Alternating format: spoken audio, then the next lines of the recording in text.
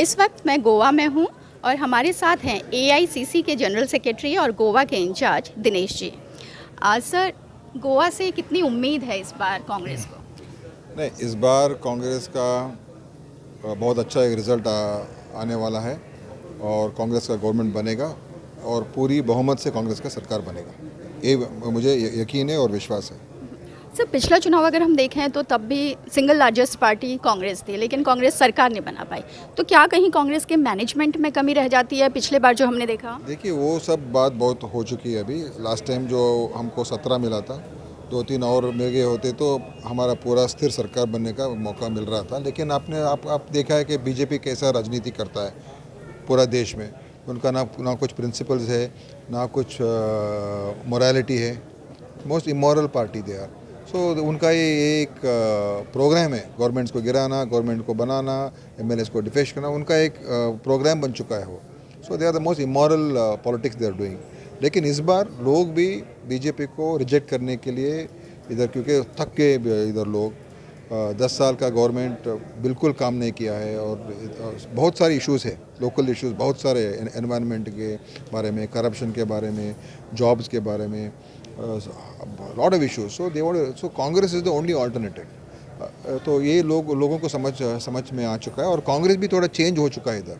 हम नया चेहरे, नया लोग, नया सोच से गोवा के लोगों के सामने गए हैं that this is a new Congress. तो इसीलिए हमारे ऊपर विश्वास बड़ी है और वो जीतने की तरफ हम जा रहे हैं। सर, नए चेहरे की आपने बात की, आपने कोई सीएम कैंडिडेट नहीं अनाउंस किया। बीजेपी के लोग भी कांग्रेस में आए हैं, आपने टिकट दिया है, तो क्या नया हुआ है कि बीजेपी के लोग कांग्रेस में आए, ये नया, या क्या चीज़ जिससे लोग भरोसा कर सकें? देखिए, हम जो सब लोग लोग जो डिफेक्ट करके दूसरे पार्टी को गए, बीजेपी को गए, हम उसको वापस नहीं ले रहे। वो एक डिसीजन हमने लिया। बहुत सारे लोग हमको वापस आने चाहते थे क्योंकि उनको मालूम था कि कांग्रेस के ऊपर हम जीत सकते हैं, लेकिन हमने उनको वापस नहीं लिया। सेकेंडली, हम नया फेसेस को दिया है, अच्छे फेसेस को दिया है। हाँ, कुछ लोग बीजेपी से 2 लोग आए हैं, वो अलग बात है, लेकिन वो आए हैं क्योंकि वो एक डिफरेंट डिफेक्शंस नहीं है। वो हमारा पार्टी ज्वाइन किया है इस इलेक्शंस के लिए, तो वो भी हुआ है। तो इसीलिए लोगों को अभी विश्वास और नया सोच से हम जा रहे हैं विद न्यू पीपल, अच्छे candidates, those who work with civic society, civic activists, वो लोग भी हमारे कैंडिडेट्स बने हैं। तो it's a new feed to the Goa and we want to change this politics in Goa. जो डिफेक्शंस का राजनीति गोवा में हो रहा है, उसको चेंज करने का हम पूरा कोशिश कर रहे हैं। So that is what is convincing people कि this is a new Congress. And CM का लीडरशिप के इशू के बारे में there is no issue in Congress.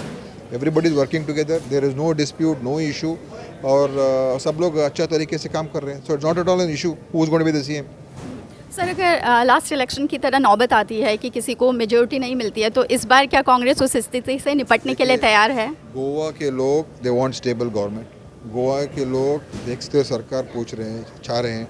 तो मुझे यकीन है कि गोवा के लोग दूसरे पार्टीज जो कोशिश कर रहे हैं, नए पार्टीज भी आए हैं, उनको पूरा रिजेक्ट करेंगे और कांग्रेस का पूरा बहुमत देने के लिए गोवा के लोग डिसीजन ले रहे हैं। तो नौबत नहीं आएगा ये सब कोalition बनाने का।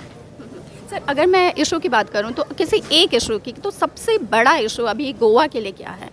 गोवा के लिए सबसे most important issue is jobs, unemployment. Goa is the second highest unemployed state in India. So and this government has failed. So youths के लिए जॉब्स नहीं है, that is the number 1 issue. Number 2 issue is the environment. The projects जो लेकर आना चाह रहे हैं बीजेपी के लोग for all big crony capitalist, वो गोवा को बर्बाद कर देगा। तो एनवायरनमेंट, एक कोल हब बनाने का, 3 लीनियर प्रोजेक्ट्स वो लागू करने का, वो सब विरोध कर रहे हैं। That is the second biggest issue. So jobs, environment, and third will be the identity of Goa, culture of Goa, that has to be preserved.